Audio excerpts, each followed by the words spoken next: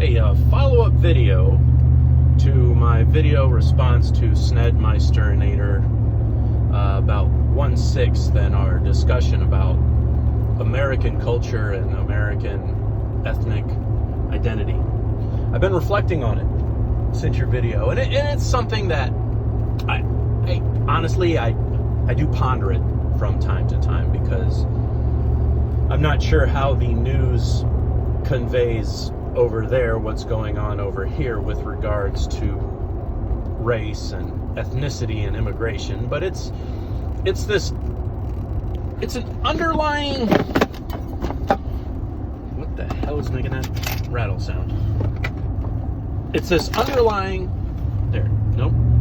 it's this underlying subject that always seems to be simmering under the surface. Perhaps not for everybody, but something that people tend to go back to, some of our friends included. Point of this video, though, is I want to explore what the culture, this is me and you, Sned, the culture of England and the culture of America have in common, that other countries don't necessarily understand. And it isn't necessarily what you think either, and it's something that's been exposed in our world wars that we stood shoulder to shoulder in, other events, the global war on terror that we stood shoulder to shoulder on, and shared American cultures with shared English cultures, the Christmas tree and Christmas, that kind of thing, you know. I almost got into the 4th of July and Thanksgiving, but all right, I digress. But there is also an underlying warrior honor culture between the two nations. We are nations that have had to fight for our very survival. In the case of England, elements during the invasions and just this fighting culture that I believe it's up there with samurai and other nations, but even more so different, because it goes all the way down to the peasantry or the common folk, as opposed to the warrior nature being reserved for the nobility. With America, there was an element even of the Indians, the indigenous, who also, several tribes of them had an honor culture that we also absorbed and carried forward in combat. And it could just be propaganda, but there's a meme video going on about the perception of a foreign country, say you're France or Greece or whatever, and you're calling in a quick reaction force to back you up because things have gotten out of hand. The video goes about how you were relieved, and it was a comfort to know that Americans were coming to help. They weren't going to be driven away. They weren't going to stop due to losses. They were going to make it to you because they said they would.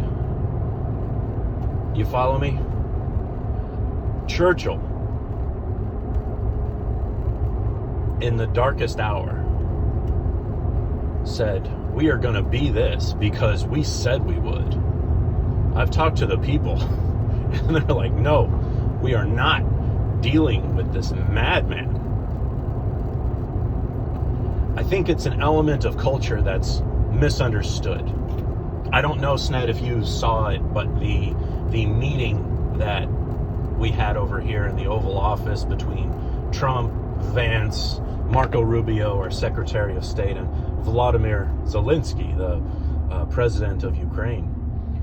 I don't think, oddly enough, and we don't understand them either, but I don't think Eastern Europe understands the culture of Western Europe. They don't understand the value that we place on life. You know, you're talking about armies that are willing to sacrifice the tens of thousands in order to get a job done, versus working strategy and tactics and diplomacy. The value of human life and what the others are willing to spend it on. There's bravery, right? There's bravery. Say you're on the battlefield and you're brave enough to charge a machine gun, but it cuts your ass down. Oh, that's brave. That's noble. But one of our generals, Patton, and I'm sure your Field Marshal Montgomery would agree, is a hero is not necessarily someone who dies for his country. A hero is somebody who lets the other son of a bitch die for their country.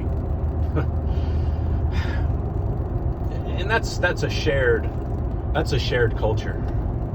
To reach back, to try to understand who you are.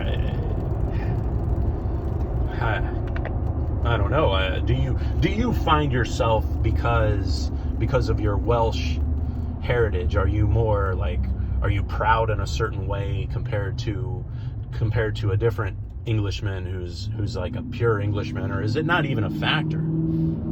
I've always envied how your country is with, from what I understand, how your country is with the people of your country who happen to be black. It's not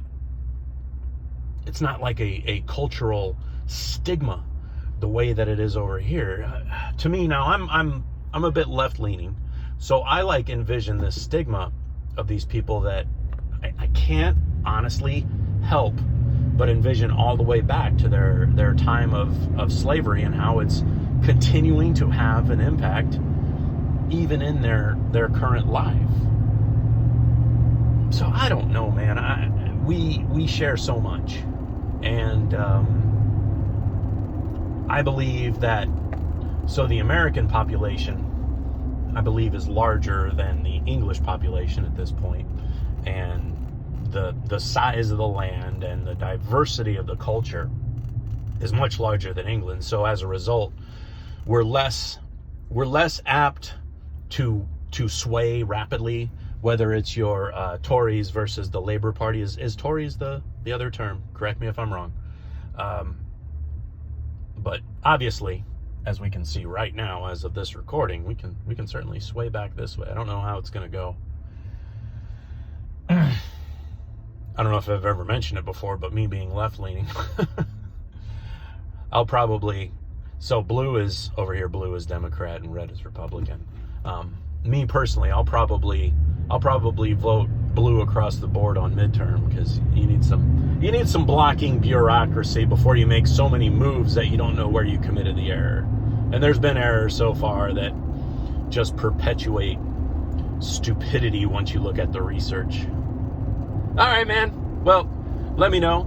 Enjoy the conversation. I know you're busy, and I know these types of conversations may not assist you in those nights when you're having trouble going to sleep. But all is well. Good hearing from you, sir. Take it easy.